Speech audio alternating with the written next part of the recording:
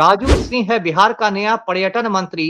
ये खूनी है, हत्यारा है, कातिल है, मर्डरर है। इसके हाथ श्रीमती अर्चना गुप्ता के खून से रंगे हुए हैं। पलटू राम ने खुल के बिहार में माफिया को प्रोत्साहित किया है कि मैं 2-4 दिन बाद, वकीलों से मेरी बात हो गई है, 2-4 दिन बाद मैं कोर्ट में जा रहा हूं और मैं राजू सिंह की जमानत को रद्द करवाऊंगा और आपके भी चैनल पर कहता हूं कि कल को मेरे साथ कोई अप्रिय घटना हो जाएगी तो उसके लिए पलटू राम यानी नीतीश कुमार और अनंत सिंह दोनों जिम्मेदार होंगे। नमस्कार, द स्वतंत्र के इस विशेष एडिशन में आपका स्वागत है। आज हम बिहार पर चर्चा करेंगे। बिहार में मंत्रिमंडल का विस्तार किया है मुख्यमंत्री नीतीश कुमार ने, और आज हमारे साथ बात करने के लिए मौजूद है एक्स आईपीएस अधिकारी, वरिष्ठ आईपीएस अधिकारी अमिताभ दास जी।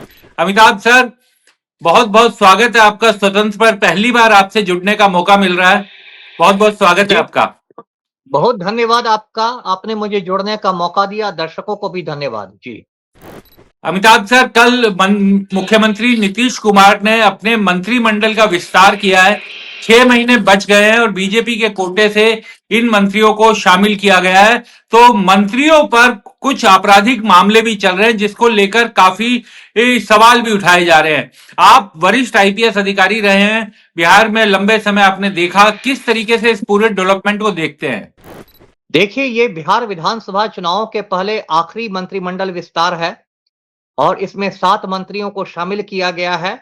और जी मंत्रियों पर तो उतना मैं नहीं कहूंगा, लेकिन जो बिहार का नया पर्यटन मंत्री है राजू जी। सिंह, हम्म। ये जो राजू सिंह है बिहार का नया पर्यटन मंत्री, ये खूनी है, हत्यारा है, कातिल है, मर्डरर है और इसके हाथ श्रीमती अर्चना गुप्ता के खून से रंगे हुए हम्म। हैं। जी, ये पूरी कहानी मैं दर्शकों को सुनाता हूं। जी ये 1 जनवरी 2019 की बात है और दिल्ली में एक इलाका है फतेहपुर बेरी। जी फतेहपुर बेरी में राजू सिंह का एक लंबा चौड़ा फार्म हाउस है। राजू सिंह पैसे वाला आदमी है, इसका बिजनेस भी है करोड़ों का और इसका फार्म हाउस है। तो उसी फार्म हाउस में 1 जनवरी 2019 को नए साल की पार्टी हो रही थी, न्यू ईयर पार्टी चल रही थी और उसमें जो डांस फ्लोर था, डांस फ्लोर पर एक महिला डांस कर रही थी जिसका नाम था श्रीमती अर्चना गुप्ता। ये महिला राजू सिंह की पारिवारिक मित्र थी और ये पेशे से आर्किटेक्ट थी, आर्किटेक्ट का जी काम करती थी। जी और ये जो राजू सिंह था, ये दारू पीकर टल्ली हो गया था और इसके हाथ में पिस्तौल लहरा रही थी। तो इसने नए साल के स्वागत में धाएं धाएं करके गोलियां चलानी शुरू कर दी राजू सिंह ने, और एक गोली जाकर अर्चना गुप्ता को लग गई और वो डांस फ्लोर पर ही ढेर हो गई, गिर गई। और उसके बाद पार्टी में कोहराम मच गया और लोग ले गए अर्चना गुप्ता को। दिल्ली में एक फोर्टिस हॉस्पिटल है, फोर्टिस हॉस्पिटल ले गए, लेकिन डॉक्टर लोग नहीं बचा सके और अर्चना गुप्ता ने दम तोड़ दिया। जी उसके बाद दिल्ली पुलिस पहुंच गई। दिल्ली पुलिस ने श्रीमती अर्चना गुप्ता के शव को कब्जे में ले लिया, अर्चना गुप्ता के बॉडी को पोस्टमार्टम के लिए भेज दिया और उनके हस्बैंड के बयान पर एफआईआर दर्ज किया। इधर जो राजू सिंह की पत्नी थी, राजू सिंह की पत्नी ने जब देखा, वो भी पार्टी में मौजूद थी, उसने जब देखा कि उसके पति परमेश्वर ने खून कर दिया है, तो उसने डांस फ्लोर को पानी से धो दिया और अर्चना गुप्ता का जितना भी खून बहा था डांस फ्लोर पर, सब खून के दाग धब्बे धो दिए गए। तो दिल्ली पुलिस ने राजू सिंह की पत्नी को भी गिरफ्तार कर लिया सबूत मिटाने के इल्जाम में, सबूत मिटाने के अपराध में। और ये जो राजू सिंह था, ये अपने ड्राइवर के साथ फरार हो गया और ये कार से सीधे बिहार की ओर भागा। दिल्ली पुलिस ने इसका पीछा शुरू किया और घटना के 2 दिन बाद 3 जनवरी को यूपी में जी गोरखपुर के पास इसको गिरफ्तार किया गया। उसके बाद राजू सिंह कई महीने जेल में रहा अर्चना गुप्ता कांड में, फिर इसको कोर्ट से जमानत मिली। दिल्ली पुलिस ने जो केस की तफ्तीश की तो उसमें सारे मतलब सबूत पुख्ता पाए और पाया कि राजू सिंह ने ही मारा है अर्चना गुप्ता को। तो दिल्ली पुलिस ने इसके खिलाफ चार्जशीट समर्पित कर दिया, आरोप पत्र दाखिल कर दिया कोर्ट में। जी उसके बाद ट्रायल शुरू हुआ और नवंबर 2023 में राजू सिंह के खिलाफ कोर्ट ने आरोप गठित कर लिए, मतलब चार्ज फ्रेम कर दिया। वो भी एक सुनवाई की प्रक्रिया होती है। तो जी। अभी वही स्थिति है। और कल देखिए इस राजू सिंह को बिहार सरकार में शामिल किया गया और ये पर्यटन मंत्री बनाया गया है। अब बताइए, ये बिहार में पर्यटकों को जो आएँगे, अब उनको बताया जाएगा कि पर्यटन मंत्री ही खूनी है, इसलिए पर्यटक लोग अपने जान की रक्षा स्वयं करें। जी। लेकिन सर अभी आपने बताया कि चार्जेस फ्रेम हो गए हैं, लेकिन इसका मतलब ये हुआ कि अभी कन्विक्शन की स्टेज नहीं आई है। तो क्या किस तरीके से सवाल, क्या मुख्यमंत्री पर भी सवाल बनते हैं, क्योंकि संगीन आरोप में चार्ज फ्रेम तो हो चुका है, एक कंडीशन पूरी हो चुकी है किसी भी ट्रायल की, जो सबसे मजबूत बिल्कुल। मानी जाती है। नहीं, नहीं, बिल्कुल मुख्यमंत्री पर सवाल है। मैं दर्शकों को ये तस्वीर दिखाना चाहूँगा। ये बिहार के मुख्यमंत्री हैं पलटू राम, उनको दर्शक पहचान ही गए होंगे। और जिस शख्स के साथ सामने वो हाथ जोड़ के खड़े हैं, वो बिहार का बहुत खूंखार माफिया डॉन है अनंत सिंह। और अनंत सिंह अभी बेऊर जेल में बंद है, इसके पहले भी 5 से साल जेल में बंद रहा था। और हमारे मुख्यमंत्री समझिए अनंत सिंह का बिल्कुल आज्ञाकारी चपरासी बन गए हैं। तो पलटू राम ने खुल के बिहार में माफिया को प्रोत्साहित किया है। और बार आनंद मोहन जैसे खूनी को पलटू राम ने जेल से बाहर निकाल दिया, क्योंकि उनको राजपूत वोट बैंक में सेंधमारी करनी थी। और आपने कहा कि चार्ज फ्रेम हुआ है, कन्विक्शन नहीं हुआ। आपकी बात सही है, लेकिन मैं दर्शकों को बता दूं कि मैं 2-4 दिन बाद, वकीलों से मेरी बात हो गई है, 2-4 दिन बाद मैं कोर्ट में जा रहा हूं और मैं राजू सिंह की जमानत को रद्द करवाऊंगा, बेल को कैंसिल करवाऊंगा। और ये मंत्री आवास से सीधे तिहाड़ जेल दिल्ली पहुंच जाएगा।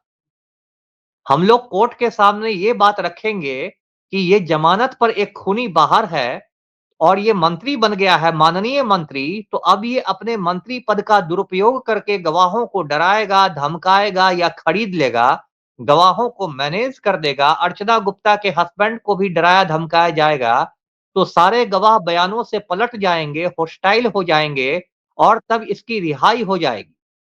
तो इसी आधार पर हम लोग इसके बेल कैंसलेशन के लिए कोर्ट में 2-4 रोज में जाने वाले हैं। जी। तो यानी आप जमानत, जो जिस जमानत पर ये है हत्या के मामले में, उसकी उनकी जमानत रद्द करवाने के लिए आप अपनी तरफ से व्यक्तिगत तौर पर ये याचिका दाखिल करेंगे कोर्ट में? बिल्कुल सही कहा आपने, मैं व्यक्तिगत तौर से दाखिल करूंगा। देखिए, मैंने आनंद मोहन की रिहाई को भी चुनौती दी थी। अभी भी जी। वो केस मेरा हाई कोर्ट में है, पेंडिंग है। मैंने पीआईएल किया था, जनहित याचिका किया था।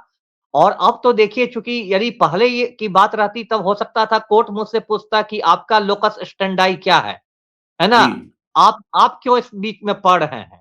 लेकिन अब तो चूंकि ये मिनिस्टर बन गया है, पूरे राज्य का माननीय मंत्री महोदय है, तो अब तो ये मामला पब्लिक इंटरेस्ट से जुड़ा हो गया है, जनहित से जुड़ा हो गया है। और एक पीआईएल के माध्यम से भी मैं इसके जमानत रद्द करने की मांग कर सकता हूं। जी। सर एक चीज ये है कि अक्सर हम लोग देखते हैं कि राजनीति में अपराधीकरण या अपराधियों की राजनीति में किस तरीके से बोलबाला चलता है, इस पर भी चर्चा करते रहते हैं। ये जी। बात सही है कि इन पर अभी हत्या का मुकदमा चल रहा है, जिसमें ट्रायल पूरा नहीं हुआ है, कन्विक्शन नहीं हुआ है, तो कानून के मुताबिक उनको उनको मंत्री बनाने या कि वो उनको मंत्रिमंडल में शामिल करने पर कोई रोक नहीं है। लेकिन क्या इन सब चीजों से नैतिकता और सुशासन की जो बात की जाती है, उस पर भी सवाल उठते हैं? नहीं, सवाल तो उठेंगे ही ना। मैंने पहले दर्शकों को बता दिया कि देखिए किस तरह हमारे मुख्यमंत्री अनंत सिंह के चपरासी बने हुए हैं। और पिछले साल 14 अगस्त को पटना हाई कोर्ट ने अनंत सिंह को रिहा कर दिया। तो कायदे से हाई कोर्ट के फैसले के खिलाफ सुप्रीम कोर्ट में चुनौती दी जानी चाहिए थी, है ना? यदि दर्शक समझते होंगे कि यदि हाई कोर्ट ने किसी माफिया को राहत दे दी, तो हाई कोर्ट के फैसले को सुप्रीम कोर्ट में चैलेंज किया जाना चाहिए। लेकिन चूंकि मुख्यमंत्री ही अनंत सिंह के गिरोह में शामिल हो चुके हैं, इसलिए अनंत सिंह की रिहाई को सुप्रीम कोर्ट में चुनौती नहीं दी गई। तो ये तो मतलब खुल्लम खुल्ला ये मामला है। मतलब आप माफिया को संरक्षण दे रहे हैं, है ना? वही बात इसमें भी है। एक तरफ सरकार स्पीडी ट्रायल की बात करती है, तो क्या बिहार सरकार लिखेगी दिल्ली के कोर्ट को, एमपी एमएलए कोर्ट को कि भाई इनका स्पीडी ट्रायल हो, डेली बेसिस पर सुनवाई हो, राजू सिंह को कन्विक्ट किया जाए? क्या कोई पत्राचार होगा? आप इस मामले में स्पीडी ट्रायल, क्योंकि आप कह रहे हैं कि जमानत रद्द करवाने के लिए याचिका दाखिल करेंगे, तो क्या स्पीडी ट्रायल का भी अनुरोध कोर्ट से कर सकते हैं? हाँ, हम विचार कर रहा हूं, क्योंकि देखिए मैं दर्शकों को याद दिलाऊं कि मुजफ्फरपुर बालिका गृह कांड जो हुआ था, उसमें ब्रजेश ठाकुर को उम्र कैद मिली। तो उसमें सुप्रीम कोर्ट ने आदेश कर दिया था दिल्ली के साकेत कोर्ट को कि डेली बेसिस पर हियरिंग हो, मतलब रोजाना सुनवाई हो। ये नहीं कि तारीख पर तारीख पड़ती जाए, आज एक तारीख पड़े, 6 महीने बाद दूसरी तारीख पड़े, ये नहीं होना चाहिए। तो आपको पता होगा, दर्शकों को पता होगा कि कुछ साल पहले सुप्रीम कोर्ट ने देश में सभी जिलों में हर जगह एमपी एमएलए कोर्ट के गठन जी का आदेश दिया। तो राजू सिंह चूंकि एमएलए है, तो इसका मामला तो एमपी एमएलए कोर्ट में होगा। तो हम लोग कहेंगे कि भाई ये मिनिस्टर बन गया है और आप यहाँ तारीख पर तारीख दे रहे हैं, तो स्पीडी ट्रायल हो, रोजाना सुनवाई हो। जी। सर, आपकी छवि भी बेहद ईमानदार अधिकारियों में रही थी, लेकिन सरकार के साथ आपका हमेशा रहता था टसल, जो कई ईमानदार अधिकारियों के साथ देखा जाता है। और आपने जी जी। पिछले दिनों ये भी शायद चिट्ठी लिखी थी कि अनंत सिंह से आपकी जान को भी खतरा है, जिस तरीके से आप खुलकर आवाज उठाते हैं। तो उस बारे में अगर थोड़ा दर्शकों को बता पाए। नहीं, बिल्कुल सही है। देखिए, एक तो दर्शकों को बता दूं कि मुझे समय से पहले रिटायर कराया गया है और अभी भी मेरा मामला कोर्ट में चल रहा है। जैसे यूपी में अमिताभ ठाकुर सर के साथ हुआ, जबड़िया रिटायर कराया गया, मुझे भी जबड़िया रिटायर कराया गया। सरकार किसी ईमानदार को देखना नहीं चाहती है। और उसके बाद मेरे सारे बॉडीगार्ड्स भी वापस ले लिए गए हैं, जबकि मैं माफिया से लगातार लड़ रहा हूँ रिटायरमेंट के बाद भी। और अनंत सिंह को तो मैं दर्शकों को फिर बता दूं कि पलटू राम ने बाकायदा सुपारी दी है मेरी हत्या कराने की। मैंने इस संबंध में सीजीएम कोर्ट पटना में एक इन्फॉर्मेटरी पिटीशन भी डाला हुआ है और आपके भी चैनल पर कहता हूं कि कल को मेरे साथ कोई अप्रिय घटना हो जाएगी तो उसके लिए पलटू राम यानी नीतीश कुमार और अनंत सिंह दोनों जिम्मेदार होंगे। जी। सर, एक अंतिम सवाल मैं आपसे जानना चाहूंगा कि नीतीश जी के शासन का सबसे बड़ा दावा ये रहता है, नीतीश जी की तरफ से भी और उनकी पार्टी और सहयोगियों की तरफ से भी, कि वो सुशासन की सरकार है, सुशासन के प्रतीक है। और आप इतने गंभीर आरोप, एक आईपीएस अधिकारी होने के बावजूद, पूर्व आईपीएस अधिकारी होने के बावजूद, इतने गंभीर आरोप सूबे के मुख्यमंत्री और सूबे की सरकार पर लगा रहे हैं, बाकायदा माफिया से गठजोड़ के आरोप लगा रहे हैं। नहीं नहीं, मैं हवा में आरोप थोड़े ही लगा रहा हूं। जी मैं यदि आरोप लगा रहा हूं तो मेरे पास तथ्य है। दर्शकों से मैं पूछूंगा कि भाई क्यों नहीं अनंत सिंह की रिहाई को सुप्रीम कोर्ट में क्यों नहीं चुनौती दी गई? इसका क्या जवाब है पलटू राम के पास? या मैं पूछूंगा कि बेऊर जेल से अनंत सिंह को तिहाड़ जेल क्यों नहीं भेजा जाता है?